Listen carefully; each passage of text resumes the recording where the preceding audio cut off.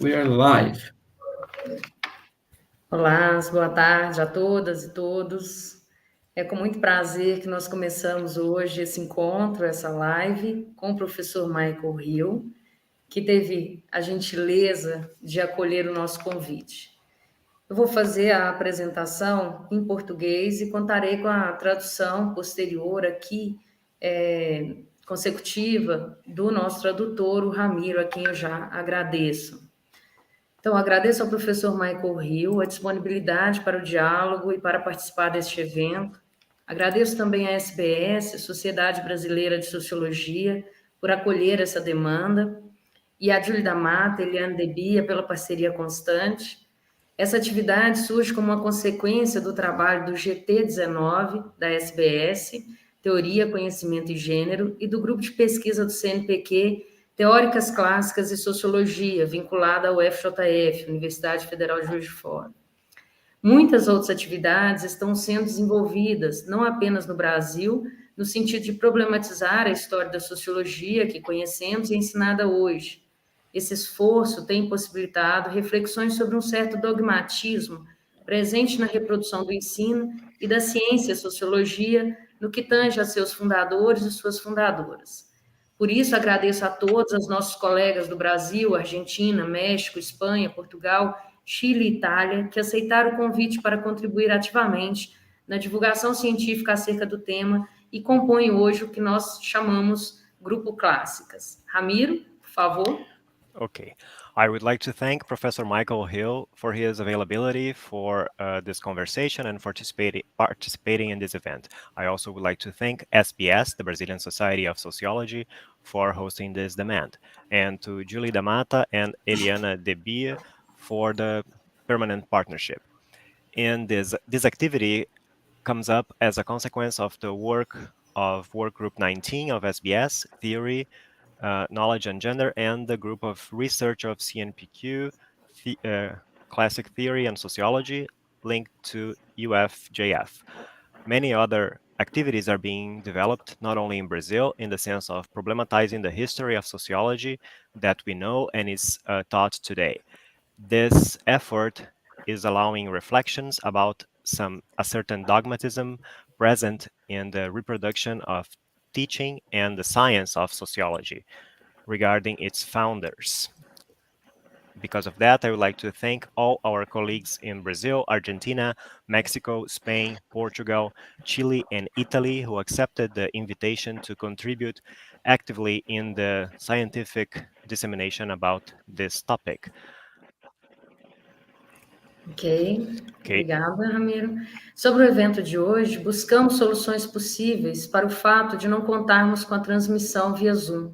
Por essa razão, para garantir que haverá a opção da tradução, abrimos uma sala no sistema CAF-RPN para que os ouvintes em português possam acompanhar o tradutor simultaneamente.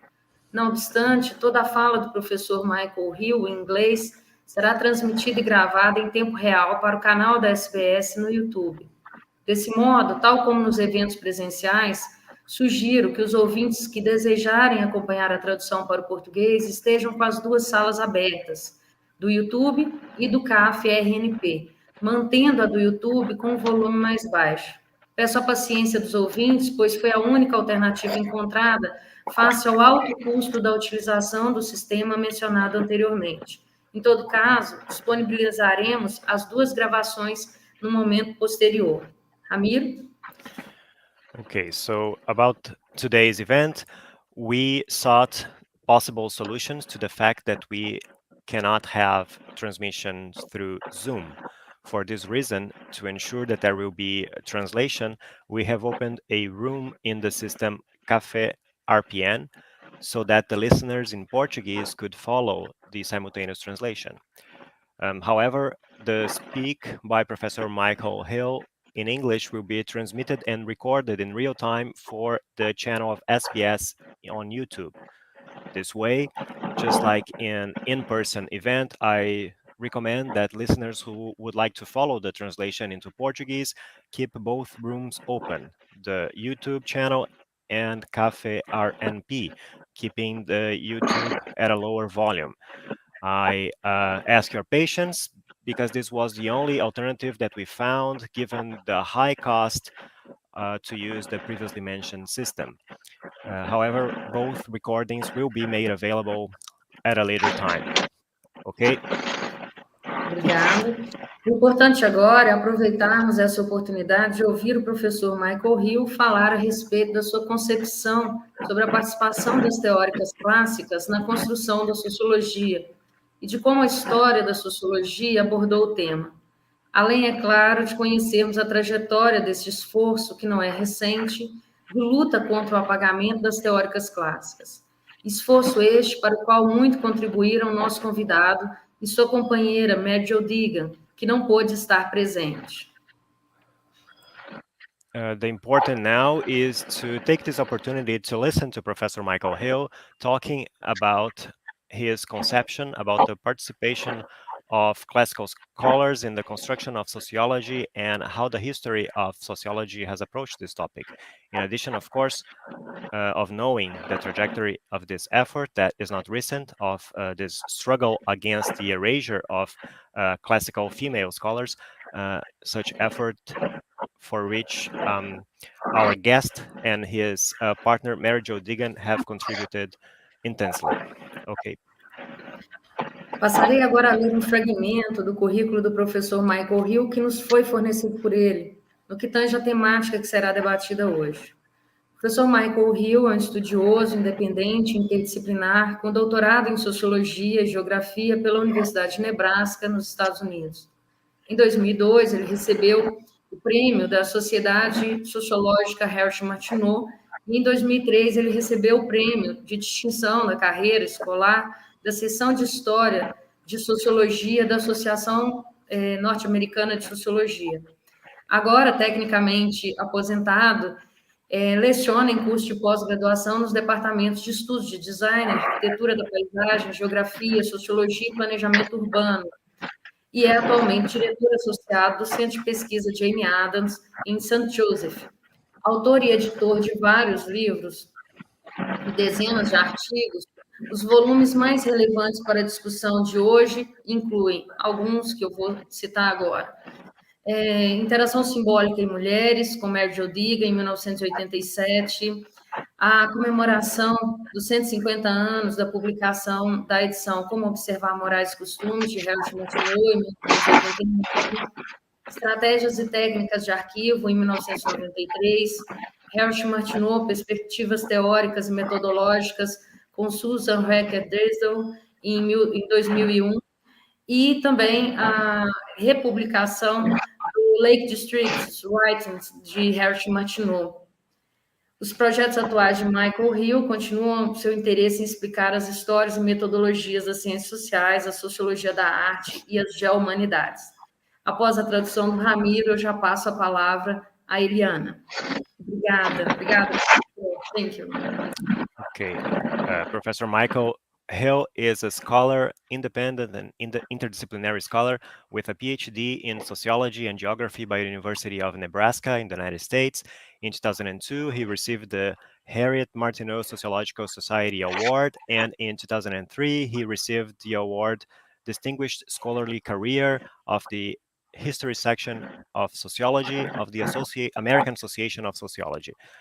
Currently technically retired, he has lectured in graduate programs in the departments of Studies of Design, Architecture of Landscape, Geography, Sociology, and Urban Planning.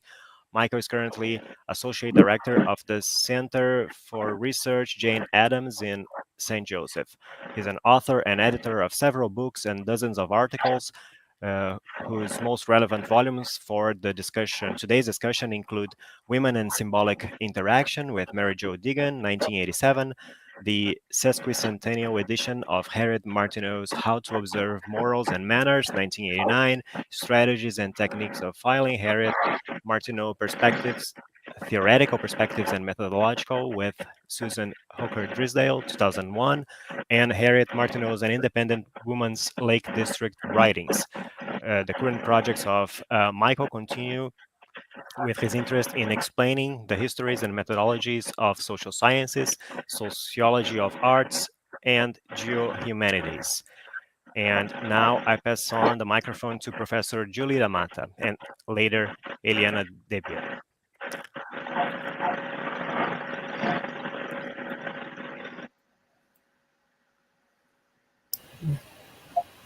Eliana, please. Yes, good afternoon to all. First of all, to thank the Brazilian Sociological Association for this. Yes, Ramiro. Okay. And to thank my young colleagues, Fernanda Alcantara and Julie Vieira, with whom I share this research group about the women thinkers of the sociology, classical sociology. And of course, we want to thank Professor Hill. It's very important for us, you to be here, sharing this conference.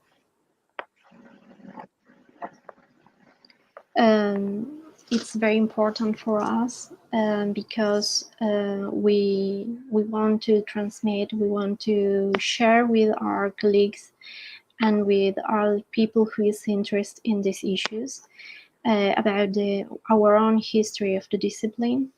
And we have to point out how women were erasure of the history of our discipline. So this conference you are about to give, it's very important in our main objective, that is to share this knowledge with everyone. So we are very grateful and thank you for being here.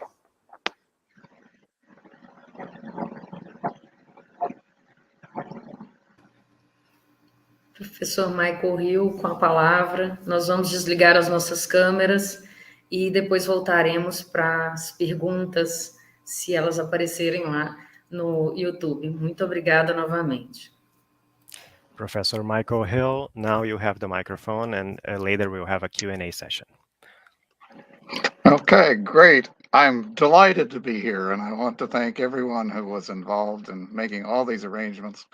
I know Fernanda has been sending me many emails, and I really appreciate the opportunity to speak about Harriet Martineau. She is one of my very favorite people. We could do the next slide, please.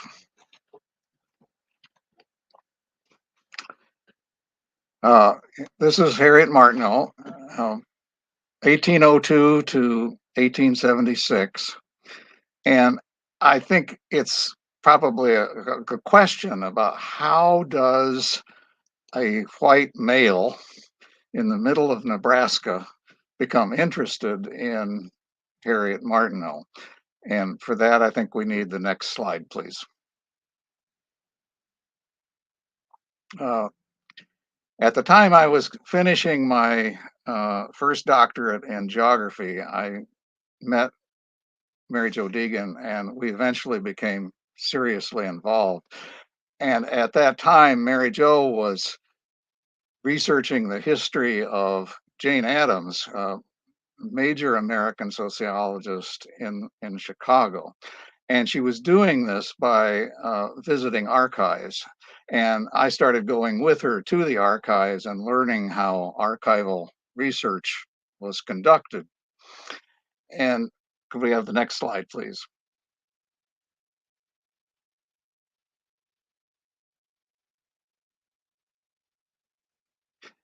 Mary Jo has continued on doing lots of archival research and theoretical research as well, and these are just some of her books, and she's continued on from there. Next slide, please.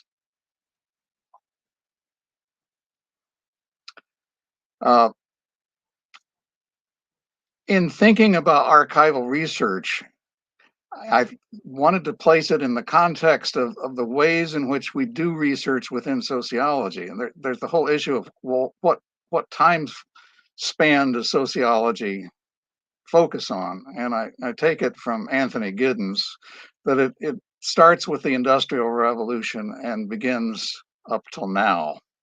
And there are three methods that are available. One is direct observation, which we can do in the instant, at the very moment. And then there's the problem with my colleagues who like to do interviews and questionnaires primarily as their major form of interrogating or asking questions about what's going on in the world from a sociological perspective. But the problem with that is that you can only use that for gaining information approximately about the last 100 years at most. We can't send a questionnaire to Harriet Martineau as much as I might like to do so, because she wouldn't be able to answer. And pragmatically, it means that really only about the last 50 years can be investigated through questionnaires and interviews. And so we say, well, before 1922, how can we find out anything that's going on, either in the history of sociology or in societies in general? And we really only can do that through trace records. There's various kinds of materials that are left behind, various artifacts, and then also the materials that wind up in archives. And so I became, as a methodologist, really interested in these kinds of questions. So let's go on to the next slide, please. Having started to dig into archival research myself, encouraged by Mary Jo, I got more and more interested in it. And I got very interested in the history of sociology at the University of Nebraska, which had a long period of sociological activity and research and teaching. And as a result of all that, I did put out a little book that's called Archival Strategies and Techniques. Unfortunately, it's only in English, but it goes through the ways in which one can look backwards and begin to try to use archival materials to investigate the early histories of sociology. Next slide, please.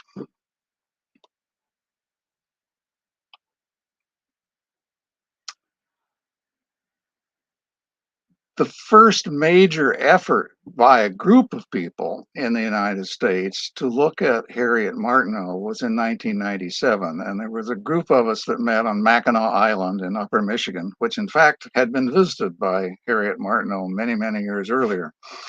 And out of the research that this group did, if we have the next slide, please.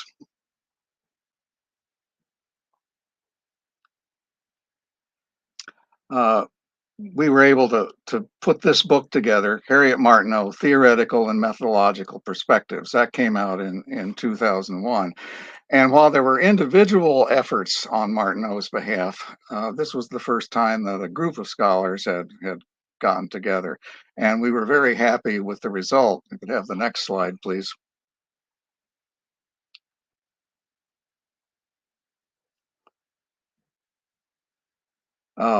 We were very fortunate that the book was nominated and then won the 2002 History of Sociology Distinguished Scholarly Book Award. And our hope was that this was going to really help bring Harriet Martineau much more into the minds and the awareness of people who were teaching sociology, at least in the United States. And we'll talk a little bit later about whether that's been very successful or not. So let's go on to the next slide, please. Shortly after that meeting, Mary Jo and I were able to go to England, and for another reason, it was an archival research in Scotland, but we stopped in the Lake District in northern England and saw where Harriet Martineau lived the last part of her life in this building called the Knoll, which is in Ambleside.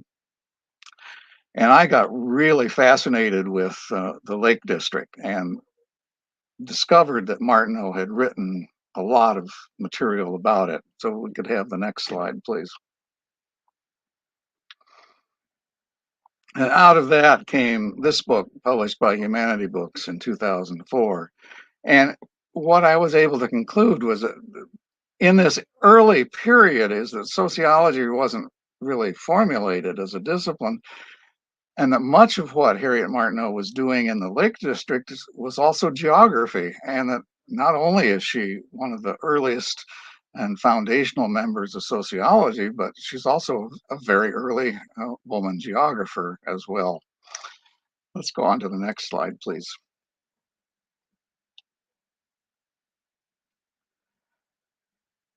There's a lot that's happened since the time that I became interested in Harriet Martineau up to the present, and that is that a lot of her writings in English are available on Internet Archive and Hasty Trust and similar digital sources, but Internet Archive particularly, and it's easy to use and it's free, and a lot of her major works are available there.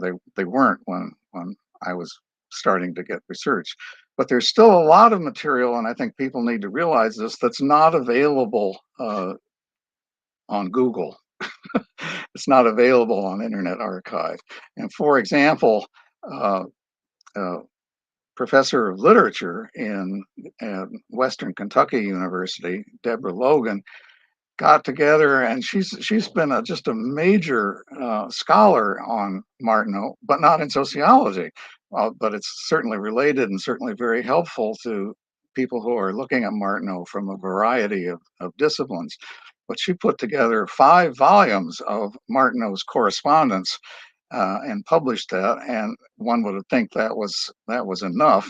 And you're surprised, one can be surprised that there was that much available, because Martineau, toward the end of her life, asked everyone that she'd ever written letters to please go burn her letters. She wanted them destroyed. Fortunately, as you can see, lots of people didn't pay any attention, and so we have a lot of letters from her and 2 other people that have survived, 5 volumes worth.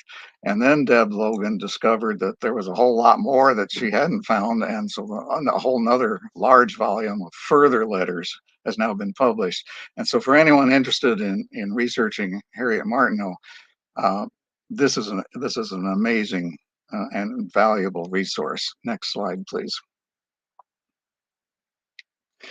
Martineau also wrote and published in sometimes very obscure places that haven't yet made it to things like Internet Archive.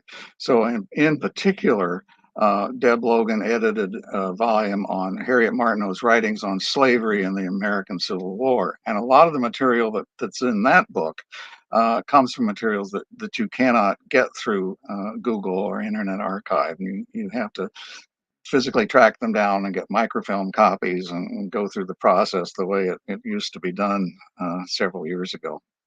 Next slide, please.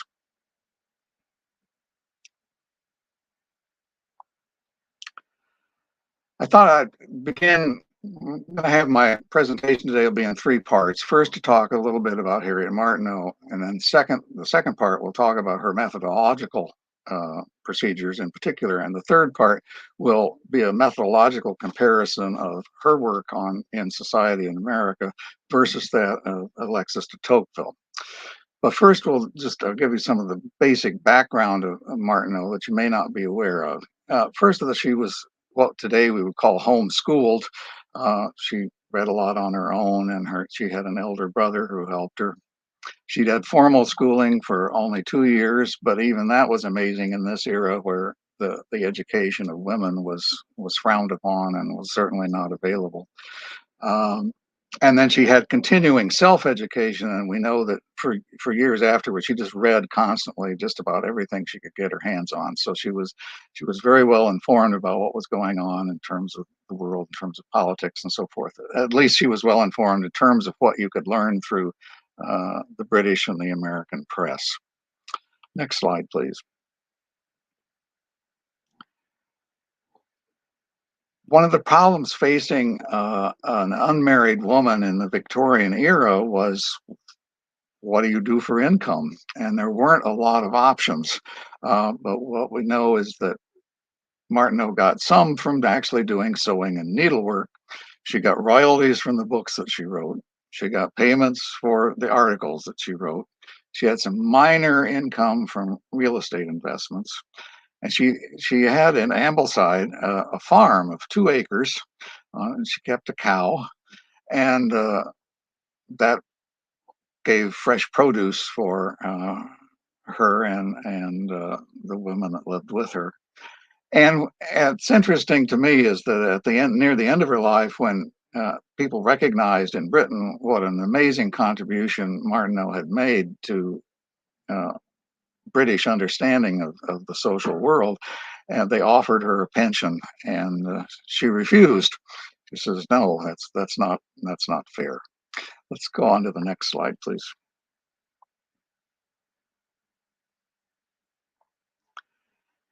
Many people who approach Martineau do not really comprehend the massive amount of writing that she did. It's enormous. I haven't read all of it, and I don't know anybody except maybe Deb Logan who has actually read all of it.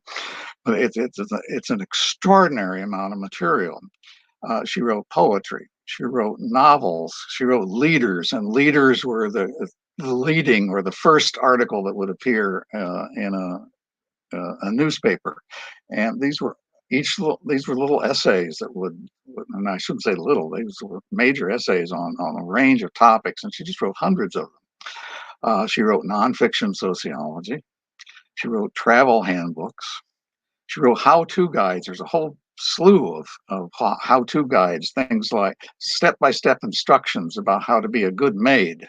And her thinking was that in writing these, that a person who needed work, particularly if they were female, could read these guides and study them, and then they could go out into the marketplace and maybe find a job as a maid or whatnot in someone else's home. She wrote books on politics. She translated Auguste Comte's foundational work. She wrote books on philosophy. She wrote all kinds of miscellaneous articles. And a lot of this, she was actually very interested in them, but they also gave her some income. She wrote biographies of people, including her own major autobiography. She wrote children's books, which are still kind of fun to read. She wrote didactic fiction.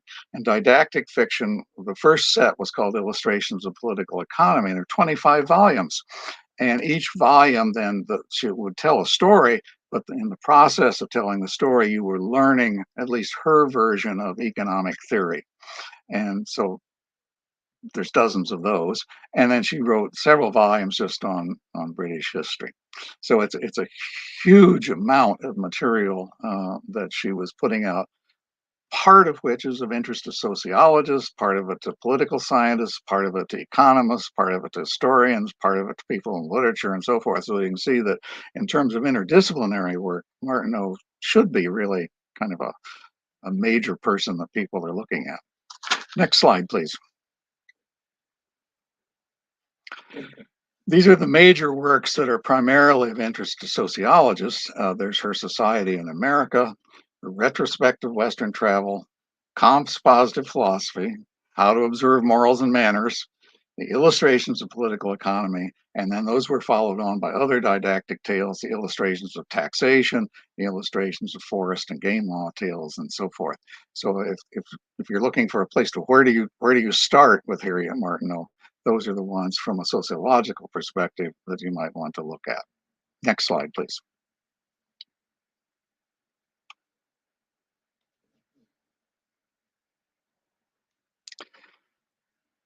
So I think if you want to say what's the single most important thing that most people will remember about Harriet Martineau and why is she important in a major institutional way, is that in 1853 she translated Auguste Comte's Positive Philosophy, in which that's kind of seen as the first major discussion of sociology as a disciplinary science.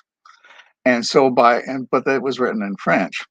So by translating it into English, she kind of single-handedly made sociology as a word, a household word in the English-speaking world. And there were lots of people who read her translation. And in fact, Comte read her translation, and Comte said, well, for most people, Martineau's translation is really all you need. You don't need to read my my several volume work, you just read hers. And so he had arranged, and so there was at the time then a translation of Martineau's work back into French, so that Comte could hand that out to people and say, "Hey, here's a good example of what I did. That's what you need to know." Okay, well, that gives us certainly a kind of introduction, overall introduction to Harriet Martineau. And what I'd like to do now is start with the PowerPoint that's called Part 2. If you're doing anything, if you could mount that and we could get started with that one. Thank you. That was very nice and very quick. Okay. What I want to do now is go through Martineau's theory and method of sociological observation, which she put together in 1838. Next slide, please.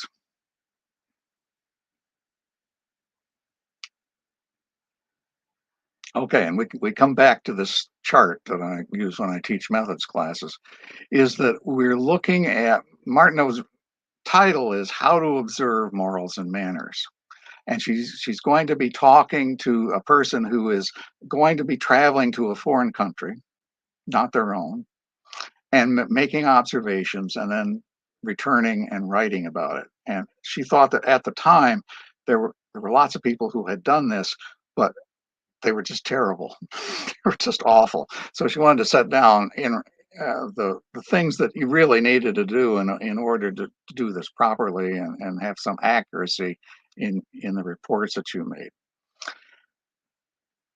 So oftentimes there's a tendency to think of this that she's talking about direct observation only, but there's much more to it. She's also talking about how do you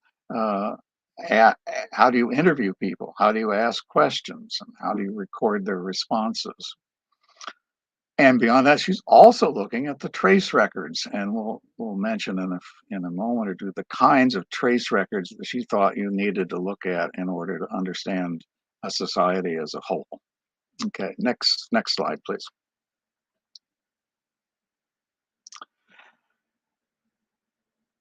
I was fortunate to be a partner to Mary Jo Deegan. When I was starting, I had finished my geography work and was starting in sociology, and I had signed up for an advanced methods seminar in sociology. And partway through that seminar, we were asked to consider the issue of doing comparative work in sociology. And as an example of comparative work, the professor who was teaching the course said, well, you need to read Alexis de Tocqueville. And Mary Jo and I were later talking about this, and Mary Jo just kind of exploded. She says, Tocqueville? Why aren't you reading Harriet Martineau? And I said, who's Harriet Martineau? And she said, well, everybody should know Harriet Martineau, especially the person who's teaching your seminar. And she said, I said, well, what would we read of Harriet Martineau? She said, well, you'd read Society in America, of course. That's the great study if you want to look at how to do comparative sociology. So I went to the library and I said, I need a book by Harriet Martineau called Society in America. And they looked it up in their catalog and they said, well, I'm sorry, we don't have it. And back in the 80s, that was really a problem if your library didn't have it. And the University of Nebraska had it, as universities go, had a pretty good library, and they didn't have a copy. So that meant you had to go to interlibrary loan to get something and wait 2, 3, 4, 5, sometimes 6, 7 weeks before something would show up that you could read. They said, well, wait a minute. We have an abridgment of Society in America. But maybe that would be interesting. And I said, well, yeah, why don't you give that to me? So it turns out that, why don't we have the next slide, please? Oh, I meant to mention before we go forward, but How to Observe Morals and Manners is now available in Portuguese, thanks to Fernanda. And so we're well on the way in Brazil now, I think, of getting a foothold on Harriet Martineau. Next slide, please. Okay, so I went to the library and I got this little book that's the Synopsis of Society in America, and it's by Seymour Martin Lipset, who's was at that time a well-known and influential American sociologist, and I was pleased to see that he was paying attention to Martineau. But I'll just read this one little section here. As Seymour Martin Lipset said, methodological self-consciousness also characterized the work of Harriet Martineau, whose major treatise on American society is reprinted here in an abridged form, I should add. On shipboard in 1834, on her way to her 2-year intensive study of American society, she wrote, and this is the important part, she wrote the first draft of what later became a volume of instructions to travelers seeking to study foreign cultures, how to observe morals and manners. And I looked at that. And then he goes on to say, adds this sentence, he says, this volume, How to Observe Morals and Manners, is perhaps the first book on the methodology of social research in the then still unborn disciplines and sociology and anthropology. Well, I was floored. I'd never heard of it. And methodology was my special major. How is this possible? So I ordered a copy through interlibrary loan, and that's why I got really interested in it and eventually published the sesquicentennial edition of it. Well, if you go through, and this would be a thumbnail sketch, if you go through Martineau's How to Observe Morals and Manners, she has some metaphors. She writes metaphorically. She talks about travelers who are going to foreign places to make observations. And so in today's language, what you could say, the sociological researcher who's going to foreign places to observe, or even to observe within their own country, this is for you. This is who she's writing for. And she's writing about manners and morals.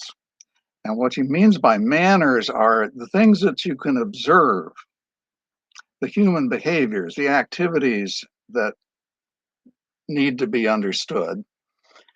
And then the morals, by that she means the unobservable values and rules that guide human conduct. So on one hand, we have the observable world with people doing things, their behaviors, and from that, Martineau is going to make this epistemological leap to say, well, from that we can make some suggestions or come to some conclusions about what are the morals, what are the values and the rules that are guiding this behavior. So that's her general perspective. Next slide, please.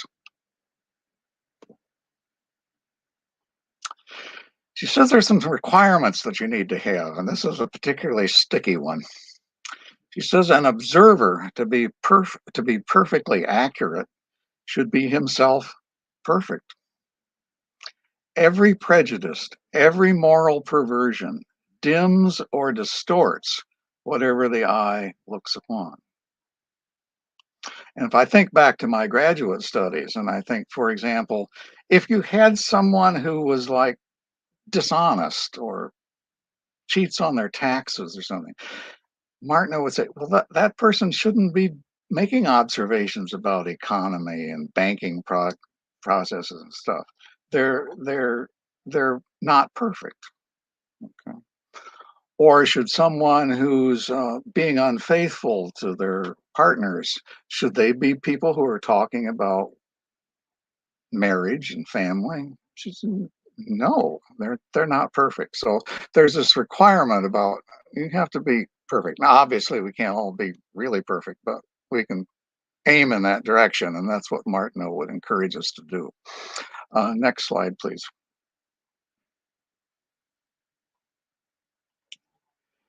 She also said that you needed to have some sympathy, some empathy with the people that you were observing. If you didn't have it, you really couldn't be a good observer. She says, quote, if a man have not sympathy, there is no point in the universe where he can meet with his fellow. if you are going out to observe a group and your first reaction to that group is, well, these are awful people, these are worthless, Martineau says, stop your observations and don't make comments. You've got to have some empathy with the people that you're observing, or you can't come to any kind of valid conclusions about what they're doing. Next slide, please.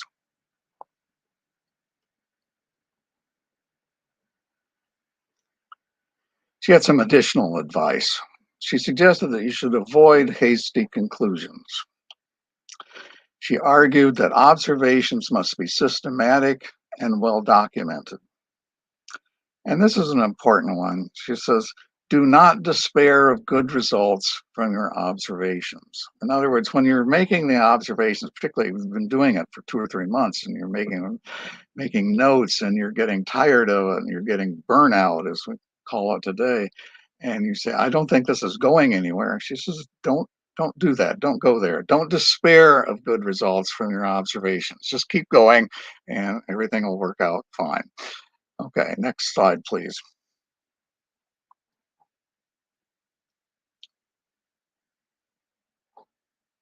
Okay, this is the nugget. This is the major premise.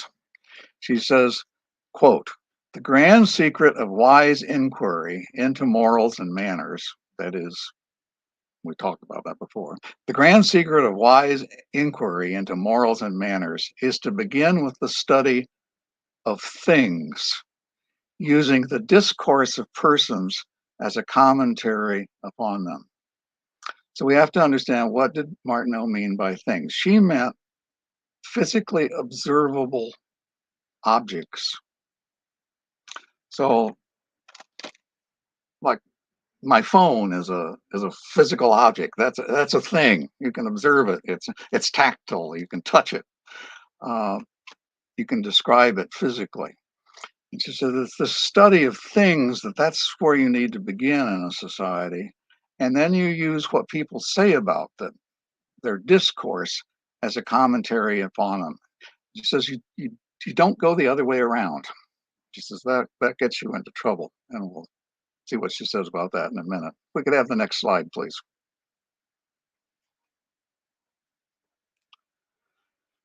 She says the eloquence of institutions, and she's using institutions in pretty much the same way that sociologists use the term institutions today.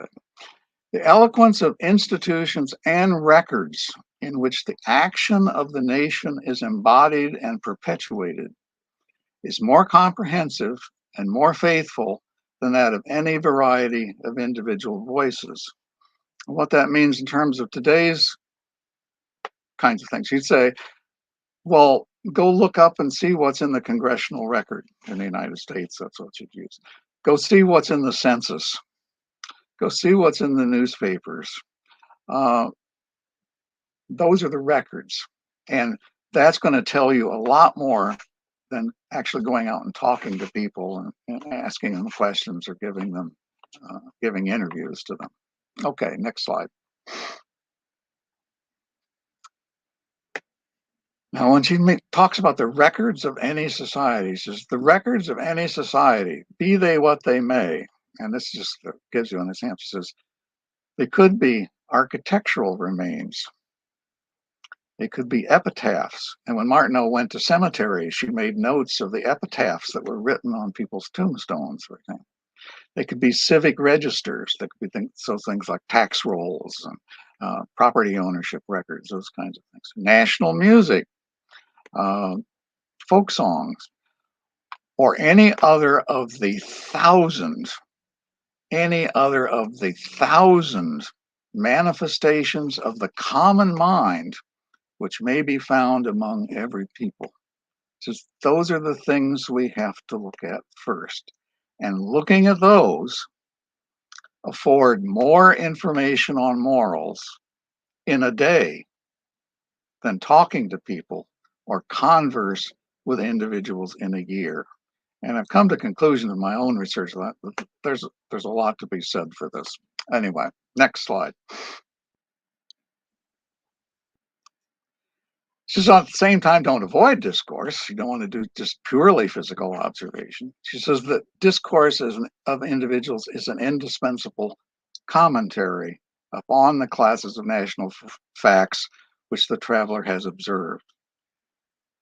But if you're going to do this, if you're going to talk to people about what do these things mean, these patterns that you've observed, he says, you must seek intercourse with all classes of the society that you visit.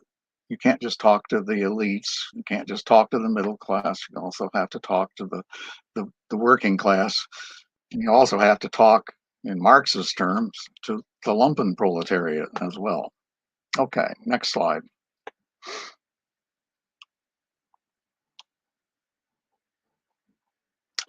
Now, what were Martineau's suggestions on mechanical methods? How do you go about this? He says, make a set of prepared questions to include every great class of facts connected with the condition of the people. So make a set of prepared questions. Next.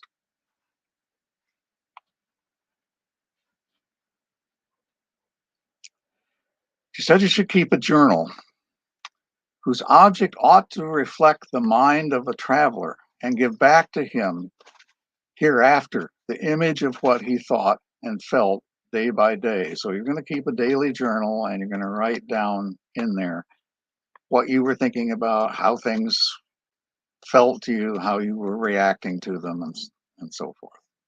Next, please.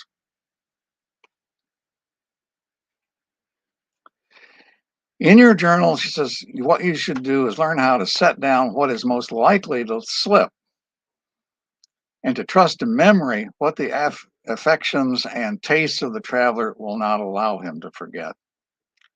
And most important, you should defer the work of generalization until you get home. Don't generalize in the field. That's a bad habit. Next slide, please.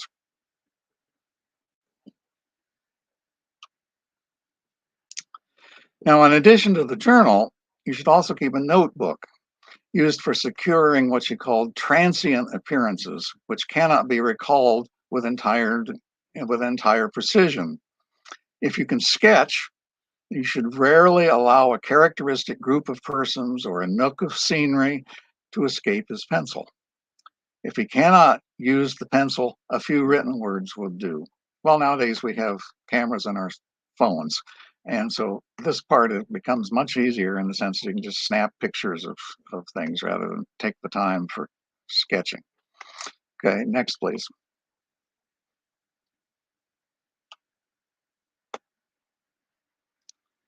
She recommended you record your observations in your journal when you feel most able, but always within 24 hours. And remember, this is the very first book on how to do this kind of observation. And this is a rule that everybody who does participant observation today, I think, follows. You've got to write your observations down within that first 24 hours, or otherwise it starts to slip or starts to get distorted. Next, please. Okay. That gives us an introduction to Martineau's methodology and how to observe morals and manners. I've used it a couple of times as the methods book for students in Introduction to Sociological or Research Methods, because a lot of what she says is just so practical and so applicable to the situations that students face in the field today that it's a great place to start. And I think it's much more meaningful than some of the other places that you could start if you're going to give people a historical introduction as well as a practical guidance in the field.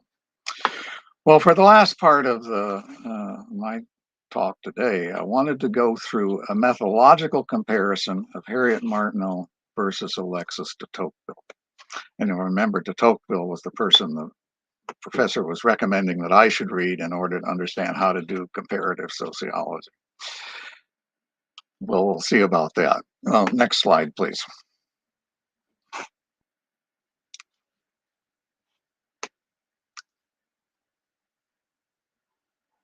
How do you go about evaluating two different sociological reports on the same topic?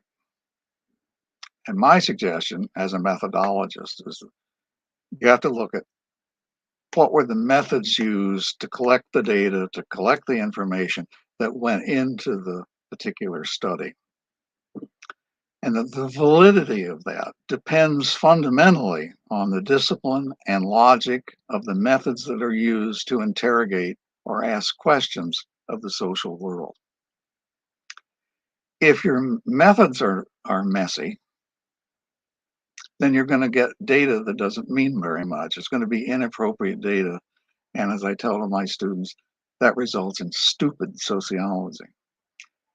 And it's stupid sociology, even if it's well written. It could be elegant, it could be persuasive.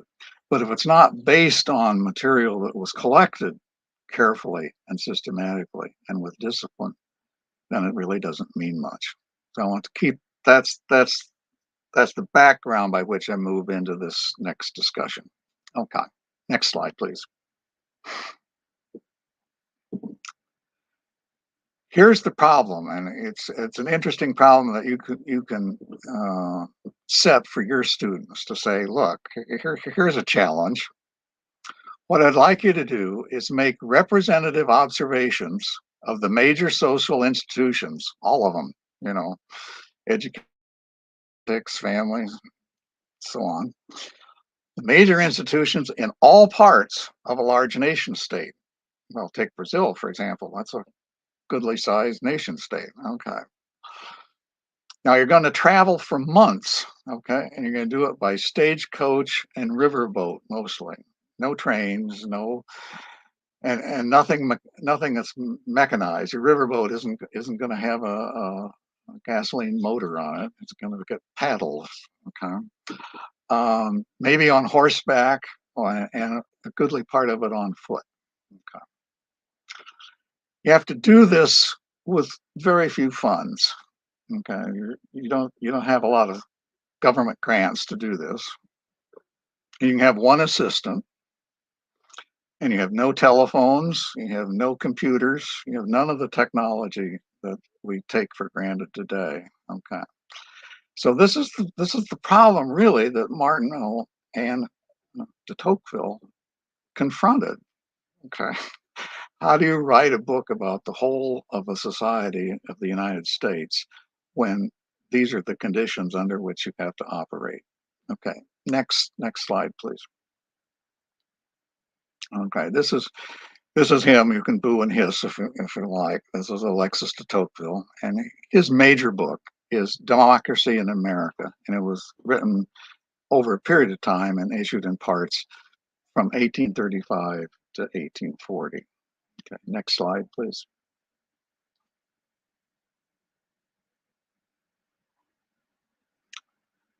It has been reprinted over and over and over. If you want to get a copy of Democracy in America, there's no trouble getting it, at least in English. I don't know about in French, but at least in English, it's easy to get a hold of. It's frequently reprinted in various editions, and I want to call your attention to the quote by Harold Lasky. Next slide, please. Harold Lasky, who's one of a noted political scientist, said, quote, "It is perhaps the greatest work ever written on one country by the citizen of another." And there are a lot of people in academia who take that as gospel, and that's a problem, as we'll see. Okay, next slide. Okay. So up against de Tocqueville on the one side, we have Harriet Martineau on the other, her book is Society in America, published in 1837, with a subsequent book, Retrospective Western Travel, 1838. And we won't talk much about retrospective Western travel, but it's a fascinating account too, and it covers some of the things that aren't in Society in America, and it's less theory driven. Society in America has an underlying theoretical perspective to it, which we can talk about if there's time later. Let's go on to the next slide.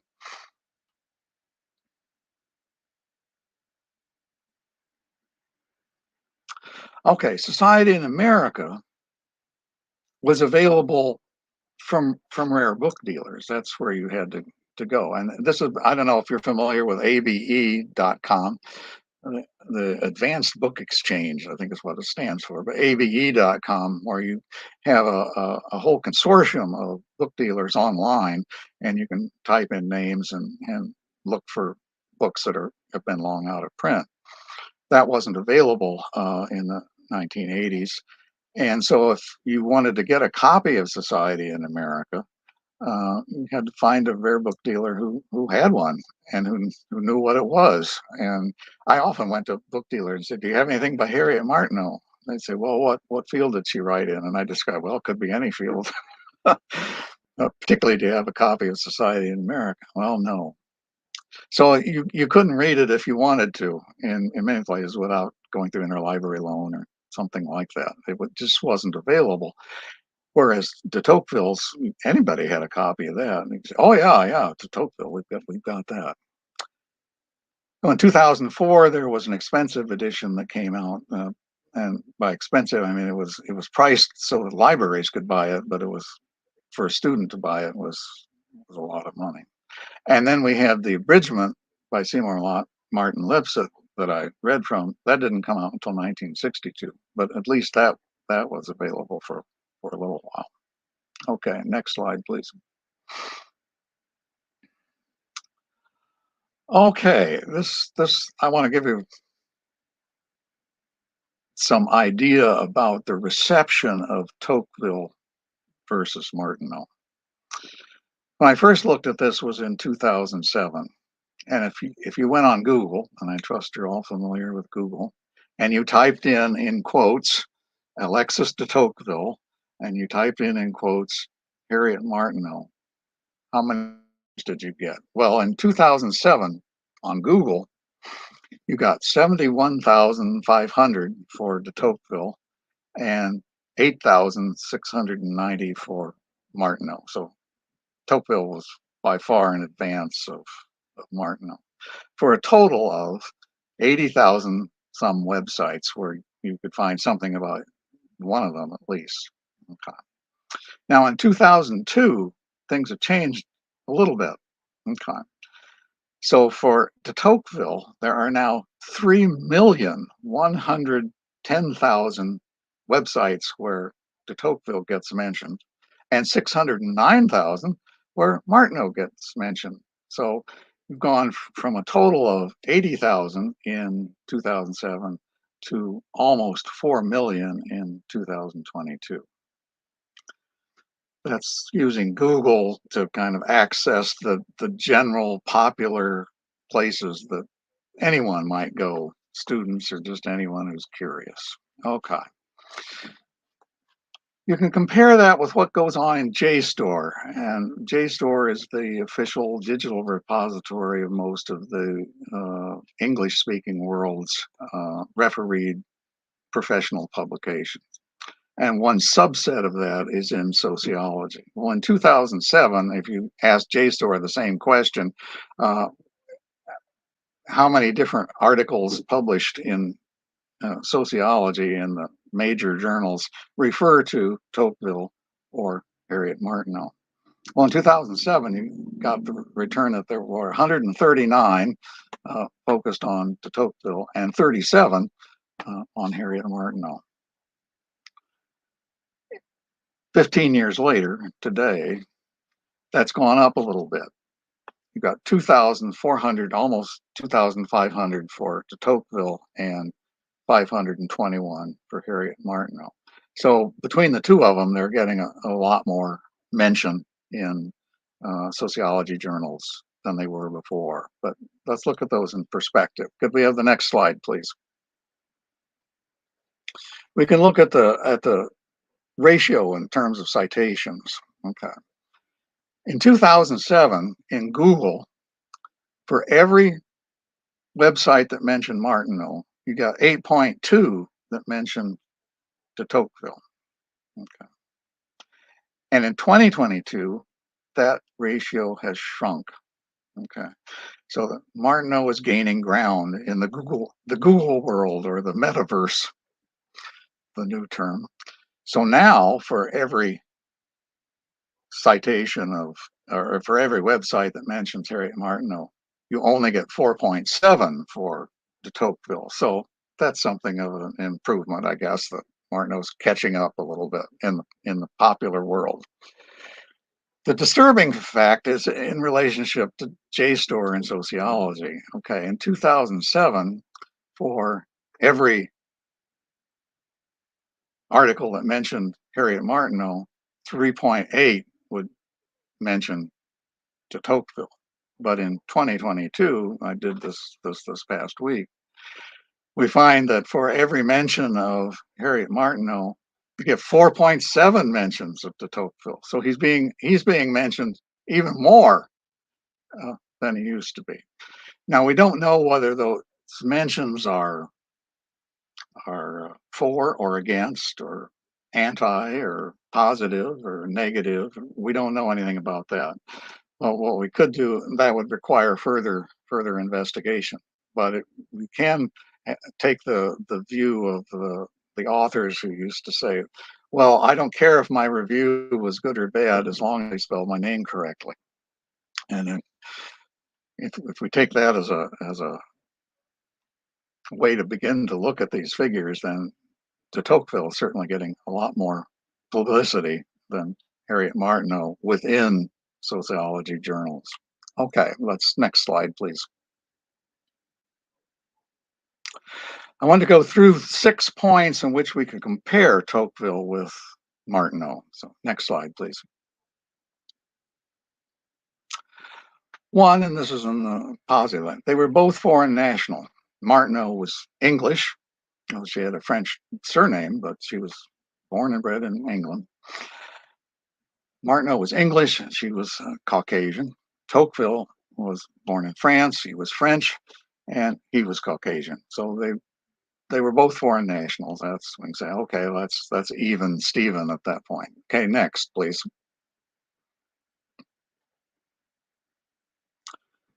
When did they make their observations? Well, they both traveled in the U.S. in the 1830s. So that's we can say, well, okay, it's not that one wrote their book 100 years later than the other one or something like that. They both made their observations about the same time. Okay, next. Their major routes as they traveled around the United States to make observations were almost identical. The next slide, please. Probably be handy if this could be enlarged some, but what it basically shows you is that the routes that Tocqueville took and the routes that Martineau took are almost identical with two major exceptions. One, the little tiny dots for Tocqueville show you that way up in the north is that he went out of his way to go to Montreal and to Quebec, where there were French-speaking people, interestingly, and he was attracted to that, and he makes note of that in his journals. But you have to say, well, does the observations that he made in Montreal and Quebec, do they have much to say about what was going on in the United States? Well, that becomes a question. The difference for Martineau is that she went to Chicago and saw Chicago on the prairie when it was just a city that was just starting out. So that was her major exception to the otherwise almost similar routes that they took. Okay, next slide, please. They both interviewed elite informants. They both interviewed and talked with leading citizens, including current and former presidents. They talked to judges, they talked to legislators, they talked to famous writers, and so forth. And they both did that. Okay. Next slide. They both took a travel companion. Remember that when I was saying you could set the problem for your students to go out and do this, is they both took a travel companion. Gustave de Beaumont went with Tocqueville, and Louisa Jeffrey went with Martineau. We'll say more about them in a moment. Okay, next slide, please.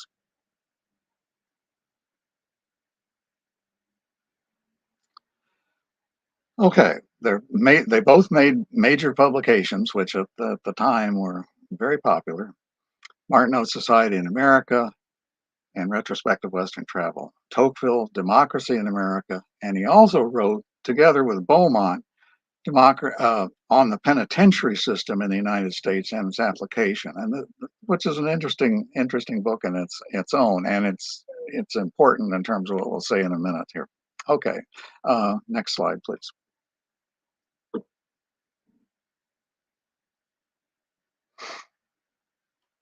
Okay, well, they had many points in common, and you can say, well, that makes them, if there was nothing else that we knew, then we'd say, well, we can judge that they both did about the same thing, went about the same places, went about the same time, talked to the same kinds of people. But there are some differences, and they're become really, really important.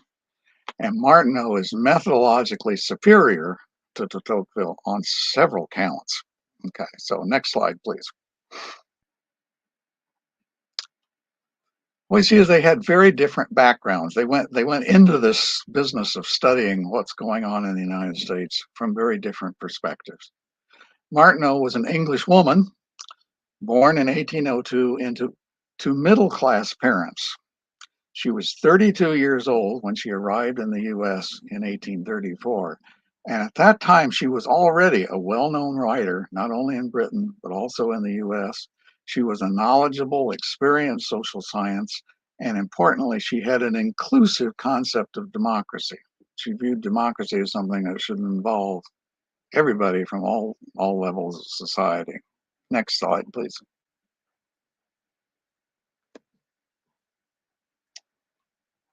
Tocqueville was a different situation. Tocqueville was born in 1805 to a privileged aristocratic family, and he was only 26 when he arrived in the United States in 1831. Compared to Martineau, he was an inexperienced and obscure young man who was searching for ways to launch his career. And importantly, he had an elitist concept of democracy. He thought that it's really only the best educated, the top people, the good people, if you will, who should make the decisions about how the society should be run. Very different starting position. Next slide, please. They had contrasting purposes. Martineau traveled as an observer, but without expressly intending to produce a book. She avoided what she called author spectacles, the idea of looking through rose-colored glasses or seeing things in a particular way. So she thought she might write a book later, but she wasn't definite about it. She was just going to observe and take notes, and that would all come later if it happened at all. So that was her mindset when she started out. Next slide, please. Tocqueville, from the get-go, I mean, part of the reason he wanted to go was that he planned to bolster his political career by writing a book that would be sponsored by the French government on U.S. prisons, so that you could get some idea of what's going on in prisons in the United States that we could use for deciding how we should do prisons in France. So he wore author spectacles. He went there with the purpose of saying, what I want to see are prisons. What I want to know is how the prison system works, what's wrong with it, what's right with it, so forth. And he got the ideas for democracy in America after he returned to France. But by then he'd already spent all his time that he was in the US focused primarily on the issue of prisons. So different perspective. Next slide, please. Okay, how did they prepare before they came to the United States to make these observations? Well, Martineau read widely about the US before arrival. She read periodical journals, she read books that other travelers had written. So she had some sense of what was in the United States and what kinds of issues she might confront. And she devised methodological guidelines before making the observations. And that's what How to Observe Morals and Manners is. It's kind of the research plan where she thought through all these issues about how to make observations before she got there and started doing it. And she emphasized, and this is important, she emphasized observing things, by which he meant physically observable objects and patterns. Okay, next, please.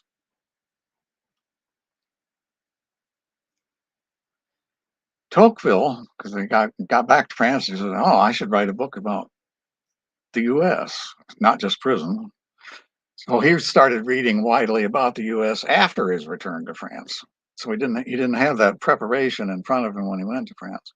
He had no systematic plan for data collection. He just traveled. He just went. He didn't have any plan.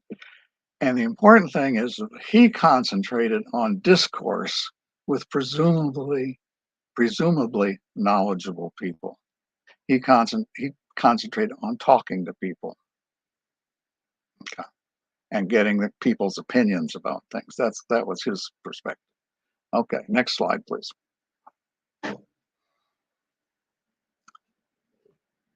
How did they keep their records? How did they document what they saw? Martineau recorded observable facts. She noted the things that were most easily forgotten. She made daily entries in her journal, and she understood the danger of hasty generalization. So that's Martineau's situation. Okay, next slide, please.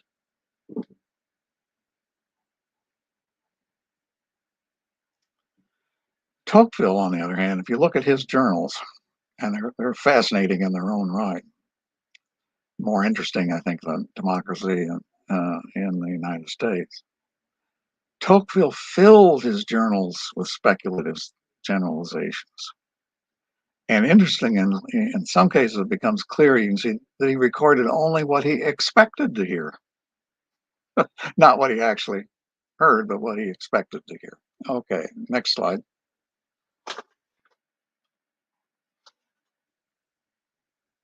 Time in the field, how do they compare? Well, Martineau was just shy of 2 years, spent 23 and a half months in the field, and Tocqueville spent only 9 months.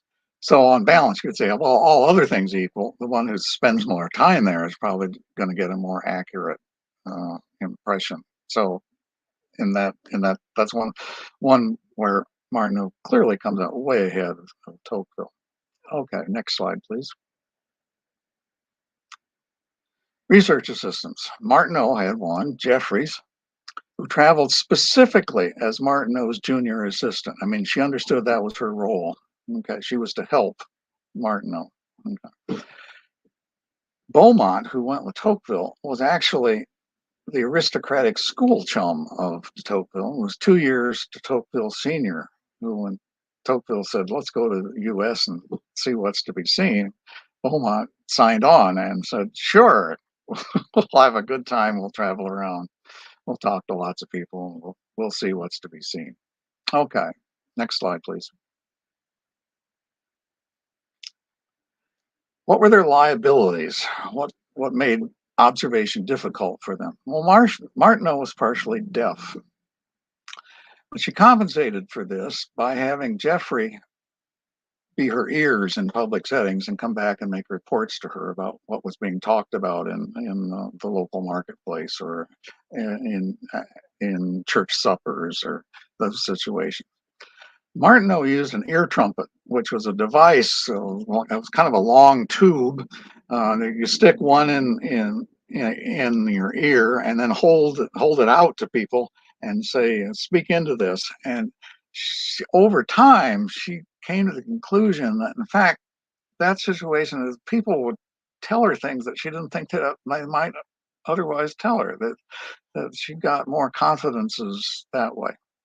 And here's the big kicker: is that Martineau and Jeffrey both spoke English, and they're in a country where the majority of people at that time were speaking English. Okay.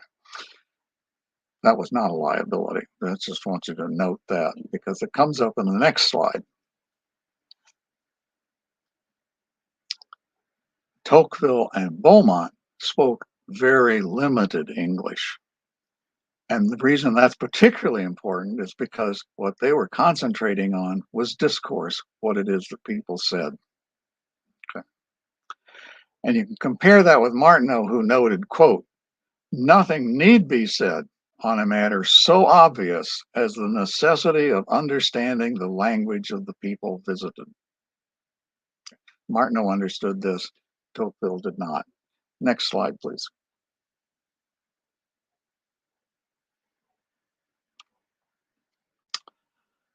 Okay, there's also, can compare them in terms of the biases of the people that they, when they did speak to people, what biases did they have? Tocqueville's informants, the people he spoke to and asked questions about, were primarily white males. And they weren't just any white males. He favored talking to men from the professional, upper middle, and upper classes. He particularly spoke out Francophones, people who spoke French, and those were people who were most likely to be in the upper middle classes that were particularly well educated. And another one that's an interesting one is that when he went to prisons, which was his main reasons for going there, he only interviewed the wardens. He never interviewed a single prisoner. Okay, next slide, please. On the other hand, Martineau, however, interviewed people of color as well as white people. She interviewed males and females, and she interviewed people from all social classes. She had much greater access to women and domestic settings. But Tocqueville had no idea what was going on in the realms that were dominated by women. He didn't have a clue. And when she went to prison, and she also visited prisons, is that she interviewed not just the wardens, but also the inmates. And in fact, she requested in several cases to interview the inmates unattended by the wardens or anybody from the prison staff. And there was a lot of objection to that initially, saying, well, you can't, as a woman, be alone in a room with these vicious men who haven't seen a woman in years. You're taking your life in your hands, or who knows what could happen. She says, don't worry about it. And she had no trouble at all. And she talked to several prisoners without the wardens leaning over, affecting what the prisoners would say. Okay, next. So what conclusions can we reach? Okay. Is that Tocqueville wrote about democracy from the perspective of privileged white males. Martineau, however, embraced a wider conception of democracy. Her methodology allowed her to see the structural effects of white male privilege. And those were structural effects to which Tocqueville was totally blind. Next slide, please. The eclipse of Martineau by Tocqueville in popular and scholarly writing shows that biased reports are sometimes favored over more careful reports when the biased report confirms cherished points of view. And I believe that's what's happened in this case, is that most of the white males in the United States, especially in the elite schools, who were in charge of teaching political science and history and sociology, read Tocqueville and in there found ideas that confirmed their own points of view. And that's what led them to say, oh, de Tocqueville is wonderful. De Tocqueville is so insightful. It's because Tocqueville was confirming their own beliefs and they weren't paying attention to Harriet Martineau, who was much more detailed, was showing how white men were dominating things. And what I want to conclude is to say that that's very unscientific procedure on the part of those who had the responsibility for looking into things in history, political science, economics, and so forth. Next slide, please. So the big conclusion is to say that methodologically, Martineau Society in America is a far superior study. I just don't think there's any question of that. And you'll have some of your own opportunities to look at that as I understand, Fernanda has already translated the first of 4 parts of Society in America into Portuguese, so that it's becoming readily more available in Brazil. Next slide, please. Well, this is where I'm addressing you from. I'm in my little personal library in this building in St. Joseph, Michigan. On the first level, that's the writing studios for Mary Jo Deegan and myself. And we're refurbishing the upstairs, which will be an apartment that we can live in some of our later days, and then just be a quick trip downstairs to get to work. No long commutes. We're each continuing to write. Mary Jo is continuing to write on the various women sociologists. One of her more recent books is on Fannie Barrier Williams, who was a Victorian era Black woman in Chicago. Really amazing and much unappreciated scholar. She's worth taking a look at, and she's got several other projects that she's working on. I've been working on the issue of art at Hull House, which was Jane Addams' social settlement, and the way in which the art that was created there. They had an art school, and several very radical artists were working there and teaching there. What was the influence of that on art in Chicago particularly? And so that's where we're working from. That's where we're coming from. And I don't know if anyone has any questions or wants to make comments, but be glad to turn it back to the moderators.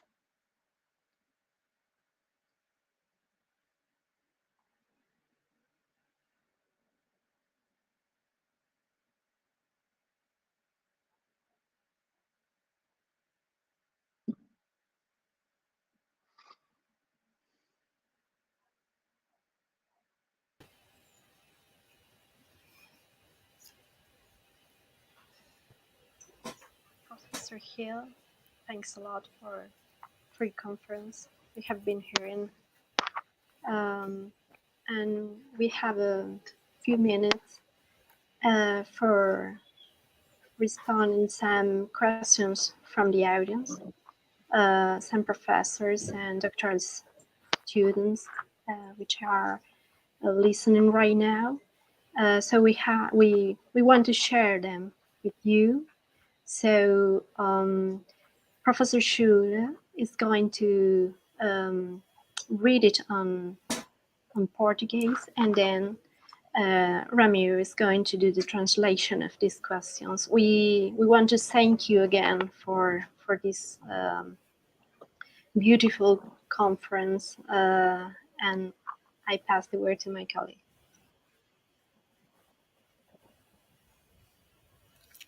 Muito obrigada, professor Hill. É maravilhoso ouvi-lo, aprender com o senhor, didaticamente, sobre essas autoras, sobre o trabalho do senhor. Muito obrigada pela generosidade. Temos aqui uma pergunta, temos várias perguntas, mas escolhemos uma devido ao tempo. Tivemos uma seleção difícil em relação a elas, a essas perguntas que recebemos. Então, seguiremos pela ordem. A professora Rocio Navarro Vozar pergunta: que diferenças fundamentais o senhor acha que se destacam entre Como Observar Moral e as Maneiras, de 1838, e as regras do método sociológico, de Émile Durkheim?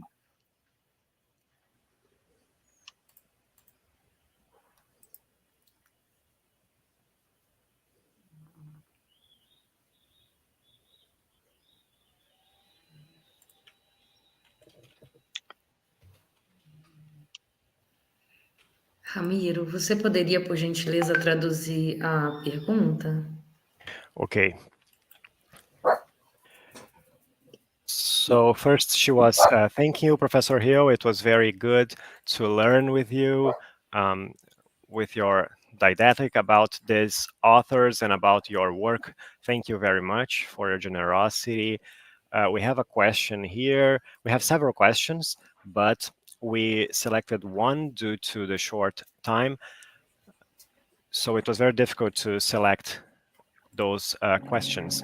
So we will follow the order. Professor Rocio Fossar asked, what fundamental differences you think that stand out between how to observe moral and manners of 1838 and the rules of the sociological method of Emile Durkheim? Well, first, thank you for that question. I think first off is the precedence. Is going to say who got their hand in first, and many people who teach sociological methods just automatically go to Durkheim because of the prestige of his work, much of which has subsequently come under question, particularly suicide. But Durkheim's a fascinating character because I think some of the things that he wrote about religion are really very insightful. But Durkheim is mainly focusing on the kinds of thinking that goes into statistical analysis, whereas Martineau is with her emphasis on direct observation of things and not paying so much attention to discourse. One is that's much more important, I think, for people who are doing qualitative sociology. That's a major difference. And the other is that by discounting discourse, Martineau is really throwing a monkey wrench into much of the research in the United States that's been done by people who do strictly through interviews and questionnaires. She's saying that if you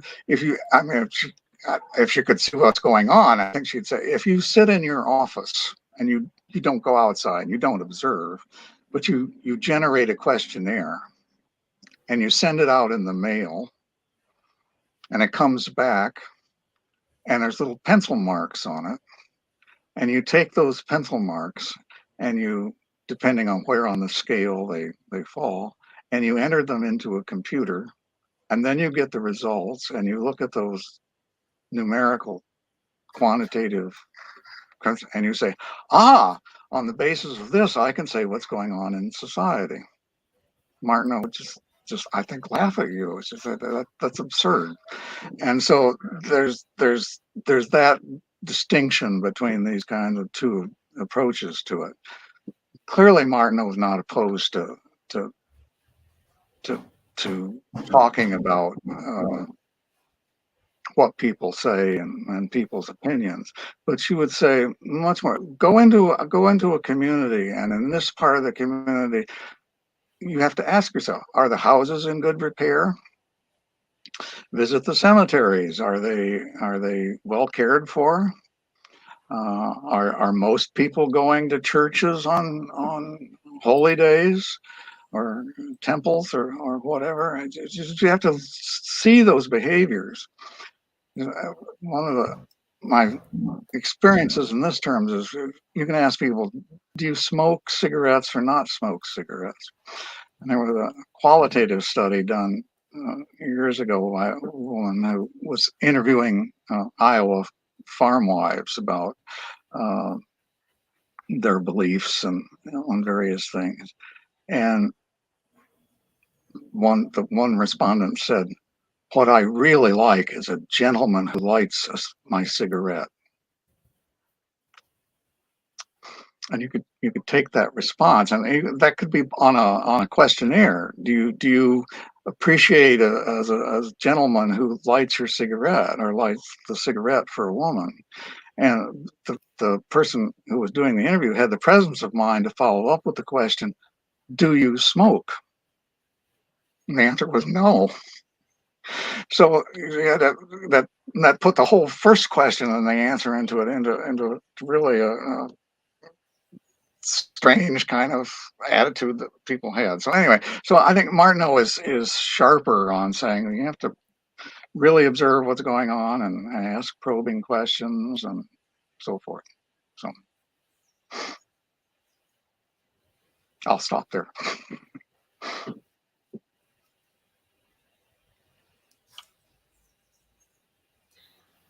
Júlio, pode fazer a próxima? Ramiro, temos tempo para mais uma pergunta? Sim, é possível. Sim, eu coloquei aí no chat da tradução, por favor. A pergunta é a seguinte, uma curiosidade. Semana passada, aprendemos com a professora Selene sobre a Jane Addams e sobre a importância do empírico quando falamos em sociologia. No entanto, a profissionalização da sociologia parece ter se dado a partir da teoria, como um valor fundamental da disciplina. Como o senhor pensa a relação entre essa sobrevalorização da teoria, como marca da verdadeira sociologia, e o ordenamento do feminino à concretude do mundo da vida que aparecem no trabalho de Jane Addams e de Martineau? Okay, another question, Professor. So last week we learned with Professor Selene about Jane Addams and about the importance of the empirical when you talk about sociology. However, the professionalization of sociology happened through theory as a fundamental value of the discipline. How do you think is the relationship between this over appreciation of theory as a mark of sociology and the ordaining of the feminine side that appears in Jane Addams and Martineau's work? Well, I think it would be a mistake to say there's no theory in Jane Addams or Martineau. I think they have very strong theoretical positions. The difference between them is the way they write about it.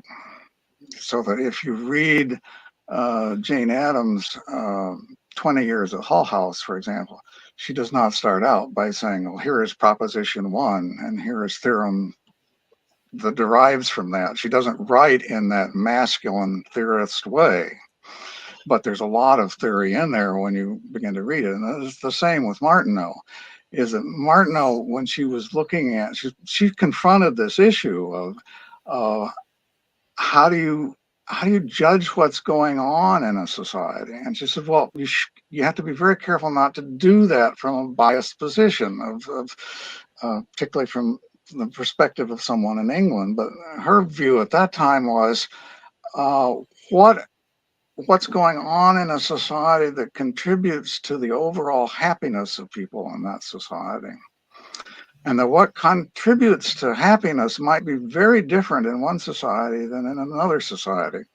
And so this was her theoretical viewpoint, that your point of evaluation had to be flexible and related to what was going on within a society. And I think that resonates with a lot of feminist criticisms these days, that one needs to be very careful about when you're making assessments about what's good or bad for a society.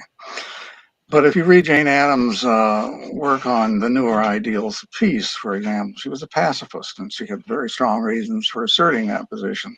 But again, she didn't do it in a abstract, obscure way, but she tried to write in a way that she thought the educated middle-class citizen could pick up the book and read it and understand what she was saying. She was not writing for a narrow professional audience, which is what much of sociological theory is written for. And so there's that difference.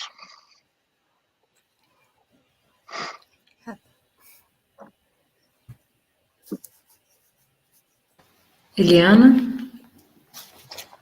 Thanks a lot. Thanks a lot again, Professor Hill, for your responses. We like to tell you something we are working on, the three of us, that with the leadership of Professor Rosiano Barro, and the professor who made this one of the questions tonight, this afternoon, and she called this project of writing, collective writing, Mary Jo Deegan project, because we are in the attempt of doing a collective book similar of the women sociologists, that not only with American sociologists, but also women who have thought about society in different countries, in different type of societies, and we are almost 50 professors and researchers that we are involved in this writing project. And we wanted to share this with you because you also have participated in Martineau Deegan, in the Women's Sociology. So we are very enthusiastic with this project we have here, and we wanted to tell you about it.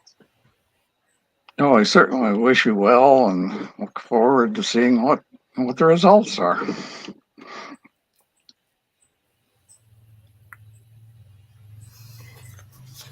Bom, Julie, você gostaria de se despedir? Só agradecer. I just would like to thank you, Professor. Julie, Well, I thank you all.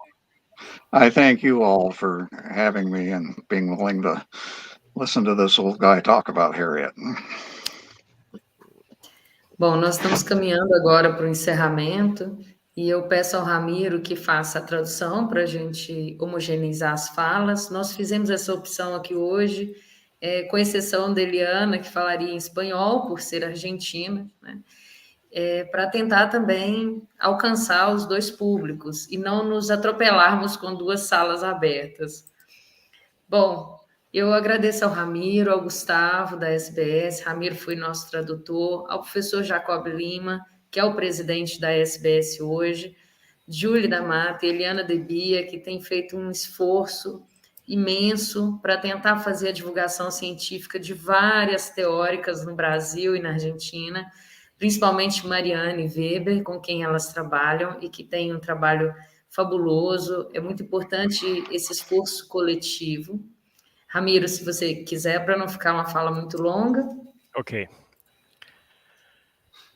So I would like to thank everybody who helped us to do this today. Gustavo from SBS, Ramiro, Professor Jacob, the president of SBS today, Julie Damata, Eliana De Bia, who is doing a lot of effort to make the scientific dissemination of several theoretical women in Brazil and Argentina, especially Mariane Weber, with whom they work, that are doing a wonderful job. It's very important to have this collective effort. Ok, pode continuar. Professor Michael Hill, muito obrigada pela sua gentileza, simpatia, acessibilidade. Eu confesso que foi genial ouvi-lo nessa tarde, que eu travei como se fosse uma tiete, uma grande fã que eu sou do seu trabalho, óbvio. Eu espero que a sua presença possa estimular outras e outros colegas a perceberem a importância das clássicas. E eu acho que, de fato, foi muito enriquecedor ouvi-lo e poder compartilhar isso com a nossa comunidade. Nós aqui nos preocupamos em acolher bem o senhor, mas também tornar acessível para os ouvintes da língua portuguesa e espanhola. Esse vídeo vai ficar gravado e serve como, inclusive, um material didático que vai instigar novas pesquisas e pessoas que forem assisti-lo de modo assíncrono. Bom, foram meses de preparação para essa nossa conversa, muitos e-mails, como o senhor mesmo disse, e eu creio que, apesar das nossas limitações, tudo correu muito bem, deu certo. Obrigada pela paciência de todos, com as duas salas abertas, e espero poder contar novamente com o senhor em outras atividades, seja em eventos da SBS ou da Unpox, que são nossas duas associações, maiores associações aqui em Sociologia no Brasil. Nós temos também a ABA, né, e a Associação Brasileira de Ciência Política. O senhor sempre muito gentil, né, muito claro nas suas posições sobre o interesse em falar, expectativa em falar para os brasileiros, então isso nos chamou muita atenção. E o senhor também foi muito gentil comigo quando eu procurei e falei sobre a pesquisa que eu estava fazendo sobre Harriet Martineau, e o senhor me mandou uma caixa enorme de livros originais, publicados em 1837, 1838, e também os livros da Martino Deegan, da sua biblioteca particular. Então, eu agradeço essa sua gentileza também de estar sempre disponível para estimular essa divulgação científica. Agradeço também por ter citado a tradução do livro em português, né, da Harriet Martineau, E termino por aqui. Muito obrigada. Obrigada a todos vocês. Ramiro? Okay. So thank you, Dr. Michael Hill, for your kindness, your sympathy. I confess that it was very enlightening to hear you this afternoon. I actually froze because I'm a huge fan of yours and your work, and I hope that your presence can encourage other colleagues to realize the importance of the classical women scholars. I think it was very enriching to hear you and to share this with our community. We were concerned in hosting, welcoming you well, but also make available this for Portuguese and Spanish speakers. So this video will be recorded and will be available as a teaching material, and we will encourage new researchers and new people who are going to watch it.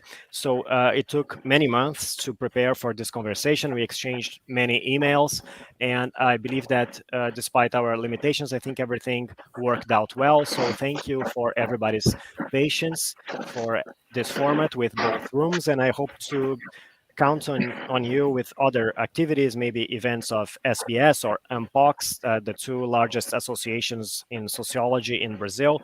We also have ABA and the Brazilian Association of Political Science.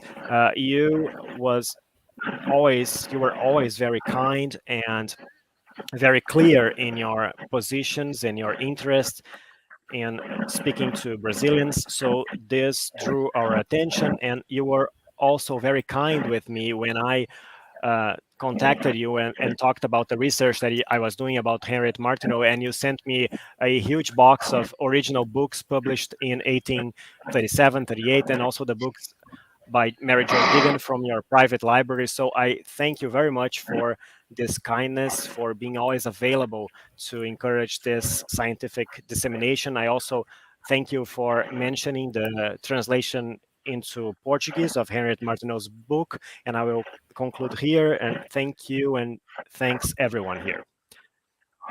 Well, I thank you. And there's one thing I'd like to add, if we have a few minutes, is that I think one of the things that would help, in a sense, for people to understand Harriet Martineau more is her importance beyond just saying she's one of the very first women. Is that what she did as one of the first women was extraordinary in many different institutional areas that sociologists study. So, for example, if you're studying the sociology of health, Martineau wrote extensively on the problems of being an invalid and the injuries that could happen to different people in different industries and different occupations and so forth. So if you're doing the sociology of health, Harriet Martineau is a very important person to go to, not just in terms of methodology. She wrote a lot on education. So if you're doing the sociology of education, Martineau becomes one of the people that really should be looked at in terms of what were her ideas about education, particularly in this era of homeschooling with COVID and keeping kids at home. How do you go about that? Because she had her own experiences with being an invalid and trying to learn at home. And for the economy and political aspects, there's hardly an area of sociology that you can't turn to and say, well, what did Martineau say about that? Or what were her investigations and what were her findings? So she's a starting point in many of the specialties, not just the history of sociology per se. Again, I want to thank you for taking the time to have me come speak with you. I've really enjoyed it.